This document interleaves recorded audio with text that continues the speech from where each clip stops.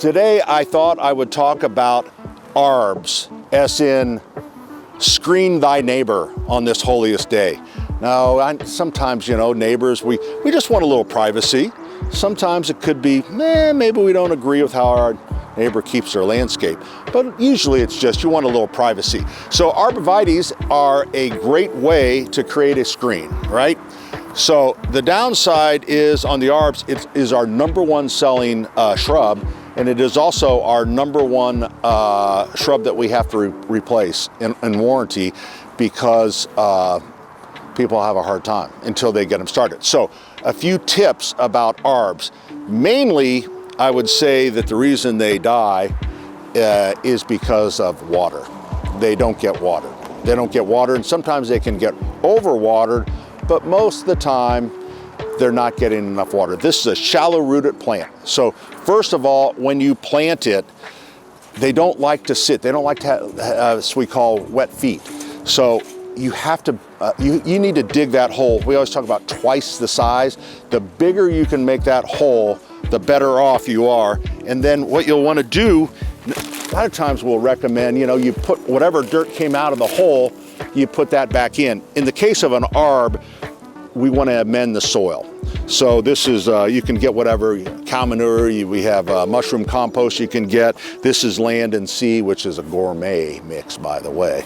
So you do half and half, get that thing nice and wide, and when you plant it, don't plant it too deep. Let it be a little bit high, put the amended soil back in it, and then a couple, 2 to 3 inches of mulch on it would be great. Don't get the mulch piled up against the trunk. Let it come out because that'll help hold moisture. So this, if you're looking right here, this is on the south end of our Keystone store. These we use to kind of screen for our neighbors, and we haven't lost any of them. Well, actually, I shouldn't say it. We lost one. We lost one, which isn't unusual, but they are beautiful. This one is an emerald green, and they get about 3 to 4 foot wide. Got to be careful. There's one called Green Giant that gets 15 to 16 foot. So I guess if you really don't like your neighbors, that would be the one for you. So what we do, and you can see it, I brought one out, but see the hose? That's a little soaker hose. And we have a soaker hose, it goes all the way down the side of our property here.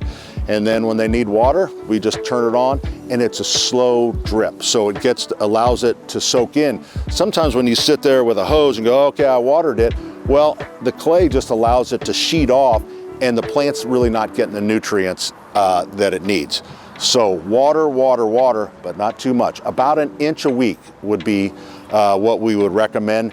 Don't let them go dry into the winter. That's the other thing. The wind just dries them out and they turn brown and The other thing you want to inspect for is bagworms.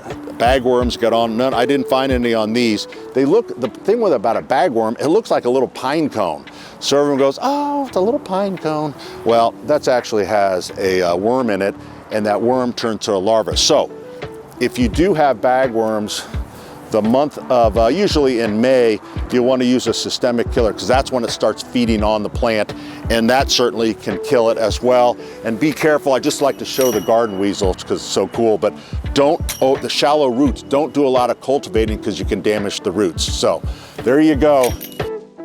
Well, we finally have gotten a few decent days, and it's time to get out in the yard because I know everyone is anxious, and #1 on everyone's list because it makes your lawn and garden look so different is mulching. Today we talk about mulching, but come under the tree with me because I'm going to show you the #1 mistake that people make when they put down mulch, and it's just not homeowners, it's a lot of professional mulchers, and that is mulching up on the trunk of the tree. The rule of thumb is you always, the mulch really shouldn't touch the trunk, and you should be able to see the flare of the tree. Remember when you drew with crayons the tree, the flare? That's what you want to see. When you see it piled up like here, what's called volcano mulching, that is really bad for the trees. So skip that, and if you have it done, make sure the company that you're using pulls that back. Remember, they're selling mulch. Maybe they charge by the mulch, I don't know. But, so that's #1. No more than 3 inches, and if you're around certain things, like boxwoods would be one, a little thinner amount of mulch because they're shallow rooted. the type of mulch and whether you get it in bulk or if you get it in a bag. Most of the bags that you buy, the independents usually have 2 cubic foot bags. The box stores have 1.5 or 2 cubic foot. So if it's a 2 cubic foot bag, it takes about 13.5 bags to make a yard. All right. So what you want to make sure is if you're going to get, if you're getting the bulk mulch, the thing I see is people get too much. And that's what leads to volcano mulching, because all of a sudden you have this mulch in the driveway. So make sure you measure. Don't just say what you did last year and then you forget that you had too much. So the types of mulch that you can get in a bag, here is just regular hardwood. So this is hardwood mulch. It's kind of ground up. That's kind of generally what you'll see in the big piles in people's driveway. Then we sell a lot of this one because people like triple ground. So this triple ground is real fine.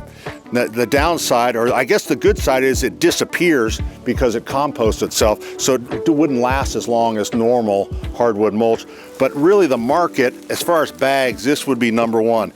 This is a dyed mulch, all right? So it's a vegetable dye.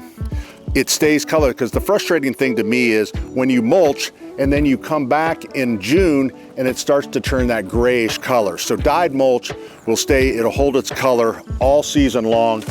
So you'll have that. And then this is one, I'll just show it, because this, I think it's interesting. This used to be the #1 mulch back in the 80s and 90s, and not so. And the problem with cypress mulch, it doesn't compost itself. So when it loses its color, you got to rake it up. So not a big fan of that. The other thing you want to do, make sure you put, this is preen, this is a pre-emergent to prevent weeds from coming up in the mulch, but you don't put it down. You can put it down under the mulch, but really it should go down on top, because weed seed will fall in the mulch itself and sprout. So, and you don't churn that in, because it needs to be on the surface. You're creating a barrier on the top. So preen, and this right here, when you roll this out, you can do this. It's a barrier, but I'm not a big fan, because if it's a trip hazard, quite honestly. So I would prefer the preen, but this is out there if you need it. So let's go mulching. Well, we're still dealing with a little bit of the ups and downs of the spring weather. Get some nice days, we get some cold nights. So we have to still be careful about what we're doing in the lawn, but I know we're all very anxious to do stuff. So first of all, grass seeding. So here's the soil temperature. Still currently says 40 right there. So other areas, could be, but we really want the soil temp in about the mid 50s just to really, for grass seed to germinate. Doesn't mean you can't put it down right now, and you can, because we're close enough, right? So it should be usually by, I always say sometime in March, early April. So it is time to start grass seed. The other thing is people starting to see, the one weird weed is nimblewill. It's not a weed, it's actually a grass. And this is the only time of year that people complain about nimblewill. Once it greens up, everybody seems to forget about it. But if you want to kill nimblewill, or if you want to kill your neighbor's nimblewill, there is a product called Tenacity. I don't know, it's only stocked at turf stores, or you can buy it online. It's really expensive. Get a little bottle for about 80 or 90 bucks. And it goes a long way. It's a teaspoon to 2 gallons of water, I think. But it will kill it. It also does a nice job on bent grass. I used that and it worked really well. So if it's bothering you, find Tenacity somewhere. If it's not bothering you, go to Florida or don't look at it for a while. It'll green up and then nobody ever talks about it again.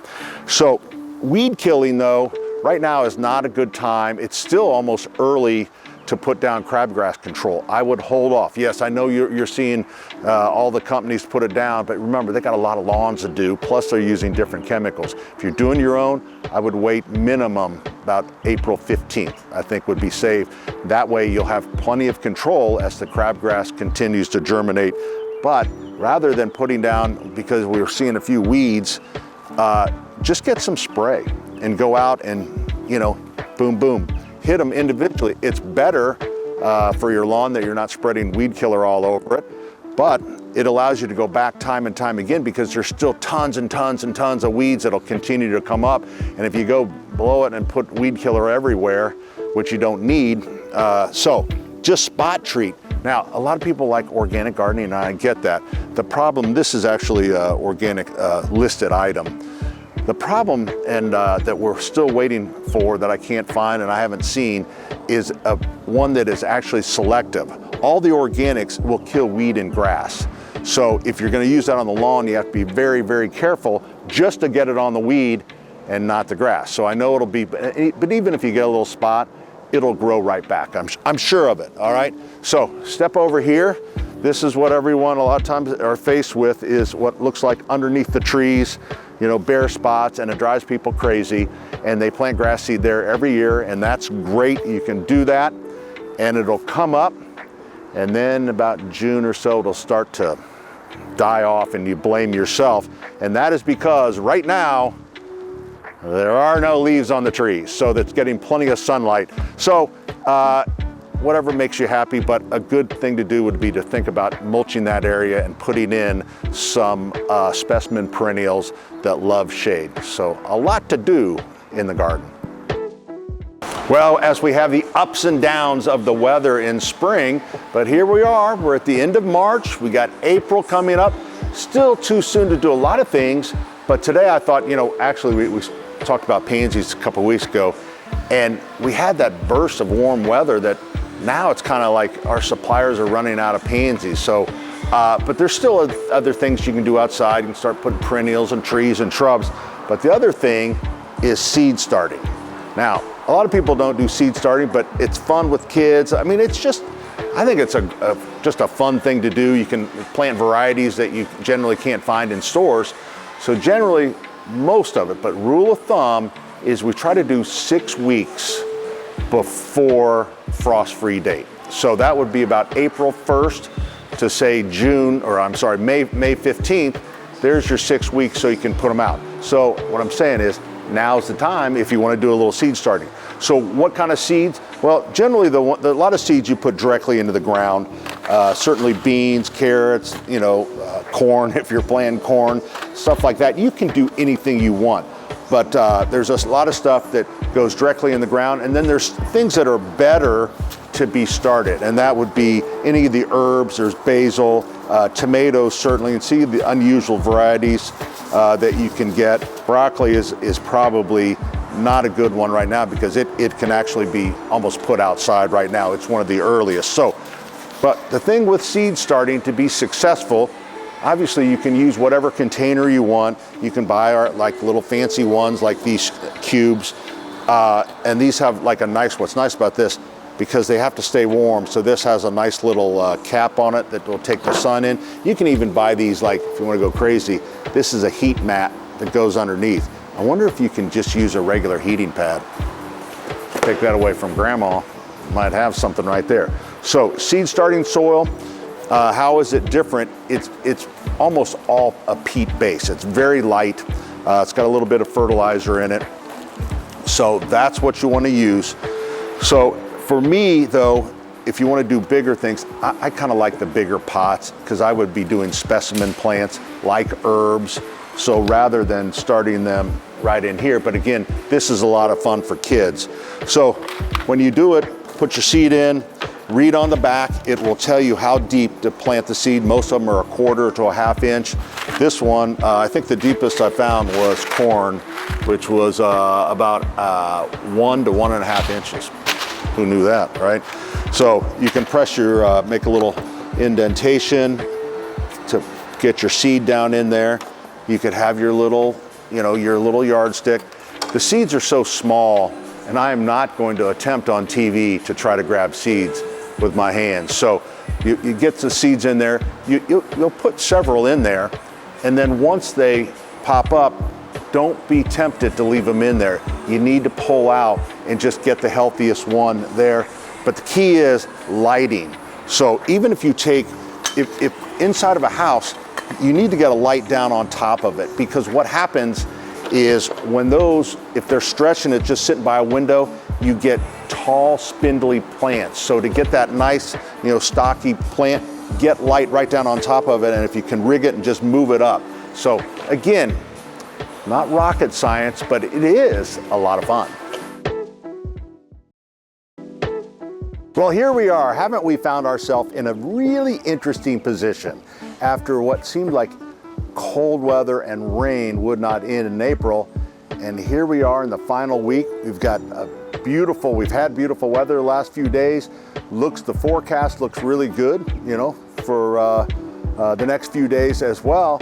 So it kind of comes down to, is it too early to plant? Now, Mother's Day planting is kind of the rule of thumb, and you know, that's probably still a good rule of thumb. However, let's go through this thing. All right, first of all, there's freeze-free date and frost-free date. So freeze-free is around the 20th of April, somewhere in there. So obviously we've passed that. Frost-free is about the 10th of May. Mother's Day is the 11th, thus the time where we don't plant until Mother's Day. However, what I always say, because forecasting obviously has gotten so much better, I always say get to May 1st and then look at the 10-day and look at the low temperatures. Well, it is looking really good. So I would give you kind of the green light to maybe plant some pots and different things. I'm not sure I would plant in the ground yet. Try to take the soil temperature, but my temperature thermometer snapped in half, so, you know.